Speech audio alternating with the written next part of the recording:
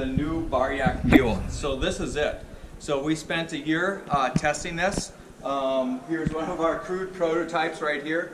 I've personally had it on the Kokopelli Trail tires. I've had it in Vietnam, Laos, Cambodia, and we've even had athletes all over the world testing the prototypes out for us, and we just got these last night. So, and I know there's a few people out there waiting in line for these. Your orders are being shipped today. This is not on my website yet, but it will be soon.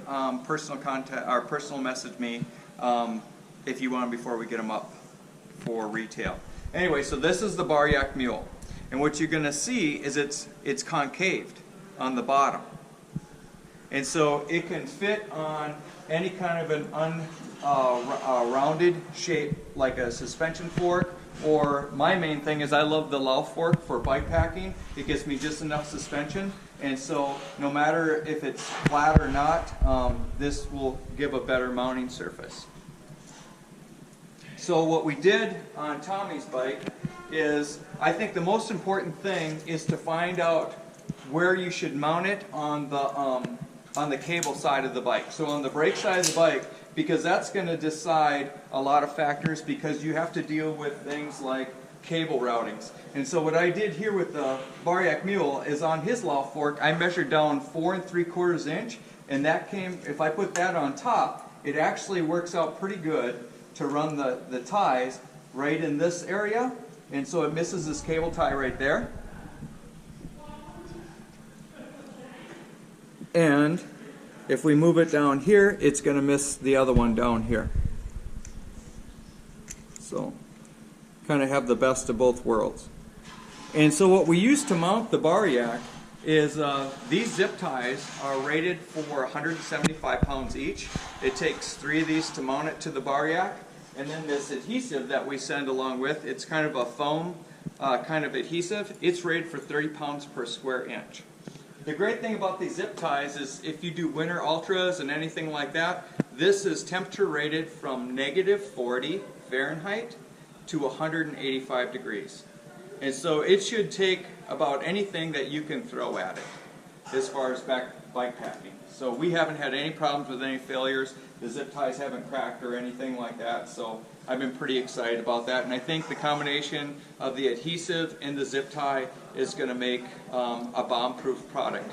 I've bashed it against rocks on the Kokopelli Trail, and the only thing is I would pick up the cage and just rebend the cage in. There was never any movement. So anyway, so let's get ready to mount this on Tommy's bike. What I suggest you do first is get yourself some isopropanol alcohol, and wipe off the area you're going to mount it to. Make sure you don't have oil or grease on your fingers either. And what I did with Tom's fork is, Tom's a perfectionist.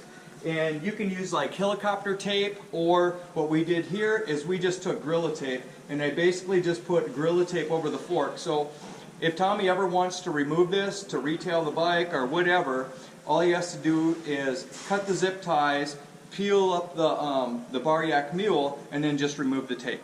And he'll have some adhesive left on the fork, but there won't be any scars from gravel getting behind or sand getting behind and then it moving. So there should be no movement in this whatsoever. So, like I say, we take the Bariak mule, if you want to come over here, team. And I'm going to send you 2 rolls of this adhesive. They're already pre-cut to the right length. And what I'm going to suggest you to do is start it off about center, just like that there. And then to make sure they're properly spaced, you're going to see a little bit of extra on each side, like that there. Push it down, peel off the adhesive tape. We peel off the Gorilla Tape, and what I like to do is kind of roll this edge forward a little bit. See this here? There's a little bit of hangover on the Lauf fork, and if you just push it forward like this here, and just create this little bead roll. So once you got the edges rounded over, and you don't have to do this, I like to do this because if you're going to get any sand or dust on there, it can accumulate on the tape. But like I say, you don't have to do that. So once you do this, and like I was saying earlier is for this fork and this model, I measured down 3/4 of an inch from the headset. But the most important thing is to make sure that you're going to miss this cable where it's mounted. Okay? Which on this model of the Lao fork, it works out really good in this area here. So I want to make sure I miss this cable guide and this cable guide down here. So anyway, to do a dry fit, you can do just like what I said. And see, this needs to come down just a little bit, and so that's where it is. And also on the Lao fork, what I like to do is, see, there's this flat ridge that runs all the way down. It's a little bit tapered, and I just kind of center it on there and just kind of press it in place.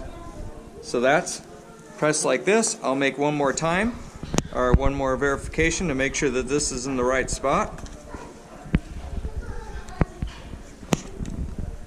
Yep. And so that's going to work out just fine. So what you'll want to do is, I like to hide my zip ties, and so I'll run it on the back side like this here. And I'm just going to fit them loose right now, and I put this like this in this spot.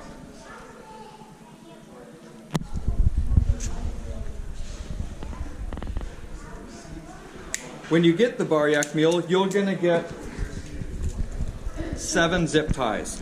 I'm going to give you one extra one just in case you want to use it for something else.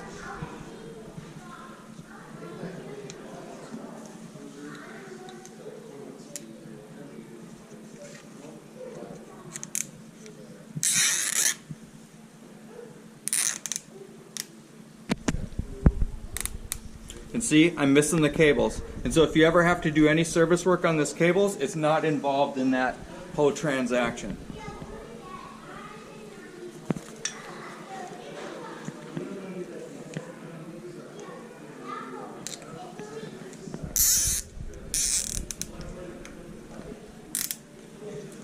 There, I have her snugged in place.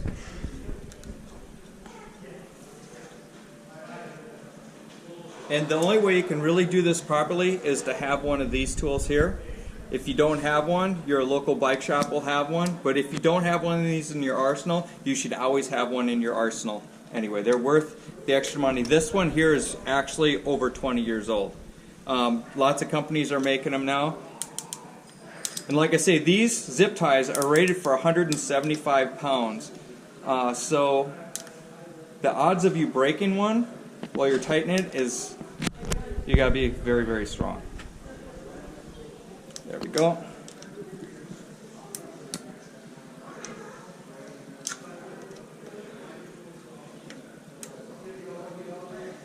There it is.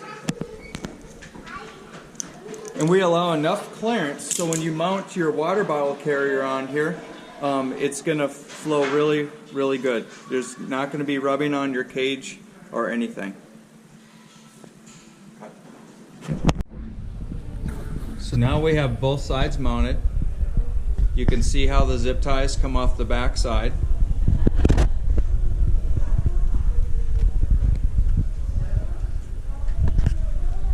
See how they missed the cables. We didn't route the cable in with the zip ties. Nice passage. Now we're ready to cut them.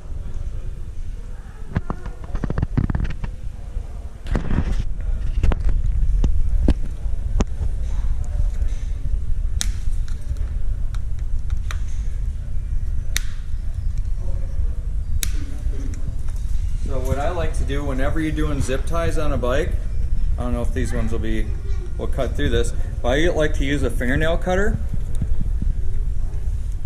to make a nice smooth edge. Because the fingernail cutter, see, it cuts kind of rounded. I'd probably suggest using maybe a toenail clipper version instead of a fingernail clipper. There we go. And use this on all zip ties. And that way, if you got gear or anything rubbing up against, you don't have to worry about it prematurely wearing holes in your harness or your straps or anything like that. So I would probably use a toenail clipper, work a little bit better. There we go, nice and smooth, no sharp edges. So let's do the other side.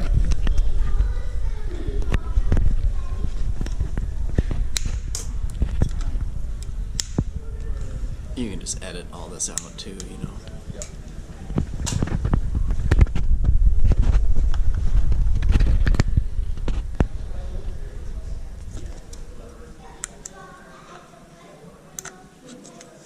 Nice and smooth.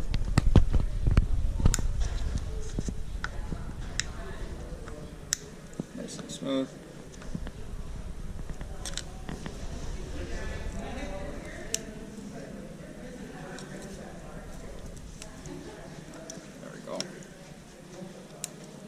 Nice and smooth.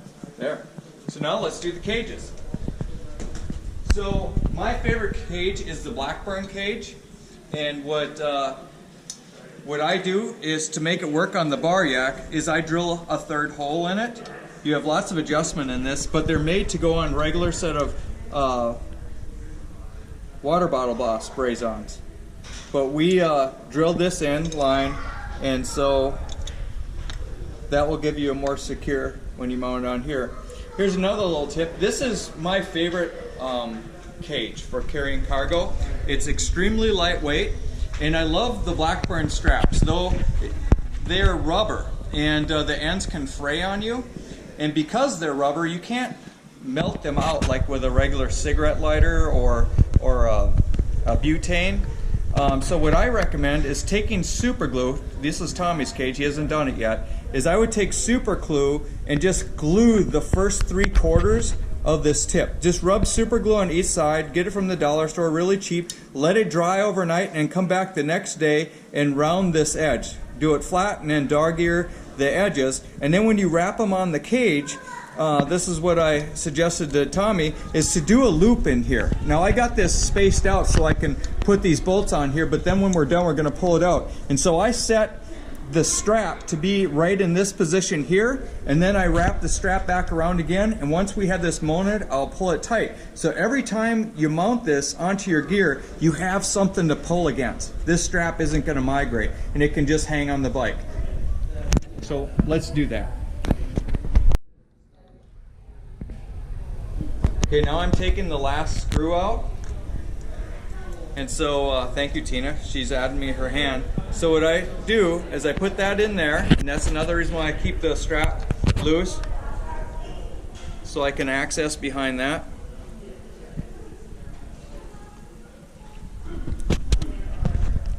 This on here.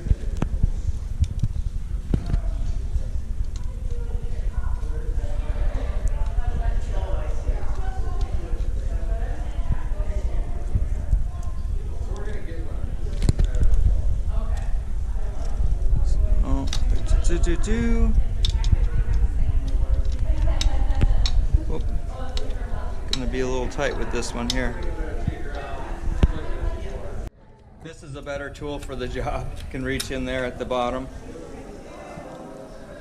What I also recommend, and you should do this on all your screws, I usually redo all the screws, my water bottle screws and everything on my bike before I do a bike packing trip, is I remove everything and I put blue Loctite on the screws. I am sending these to you without blue Loctite. I recommend you to buy your own blue Loctite and lock them up, so keeps them from vibrating loose. And so now that that is mounted, we're gonna do the straps like I told you. We're gonna pull this right up here, and we're gonna cinch this strap up like that. Same one here. Pull this in.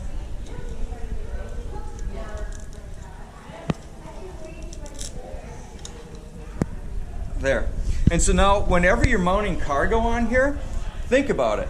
This strap is stationary, and so whether you're carrying your cook stove up here, or I'll usually carry my cook stove on one side with everything inside of it, butane, fuel and everything, and then on the other side I usually carry my sleep system, which might be my pillow, my sleeping mat, or something like that in a waterproof bag. But see this here? Now once I have something in here, I have something to wedge it against and pull it really tight. Another thing I like to do is, if you go to Walmart or Walgreens, you can get these little silicone rubber bands used for women's hair. Wrap it around here. Get one of the smaller ones, wrap it around here a couple of times, and use that to capture your cord. And the reason I love these Blackburn straps is because they're, like I said before, they have rubber bands woven into them. and they don't come loose. So once you cinch this baby in there tight, it's going to hold your gear in any kind of terrain. Whether you're bouncing down rocks the size of small VW buses or whatever, it's going to stay nice and secure. And so there, we got one mounted. Let's do the other side now.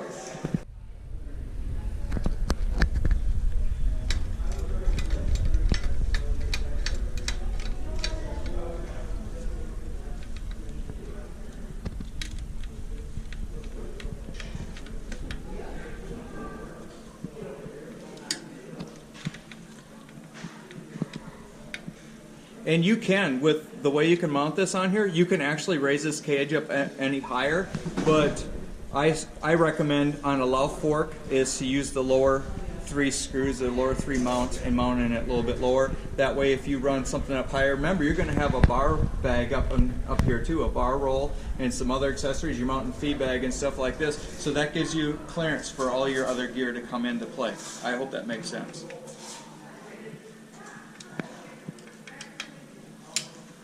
So that's that. So, well, Tom, what's your first impressions on the Bariak mule? It went on pretty easily. It's mounted on super solid. I mean, this thing, I can't even budget if I tried super hard. I mean, that thing is on there. Probably solid. will hold a cook stove, right? I think it'll hold a lot more than that. You could actually probably stand on this. I think you could mount a person on there. All right. I mean, it looks good. What's your thoughts about carrying cargo on a low fork versus like a full suspension right here? And we'll talk about that a little bit. You made a point that I thought was pretty valuable. Yeah, on the loud fork, in the location that you're able to put it is above the suspension, so the cargo is not going to be absorbing any of the bumps in comparison to a traditional suspension fork. So, you know, all of the movement of the fork is below here, so this is going to be, although it could probably take any sort of bump or terrain that you would ever want to go through with it, all of the cargo is going to be stable above the suspension.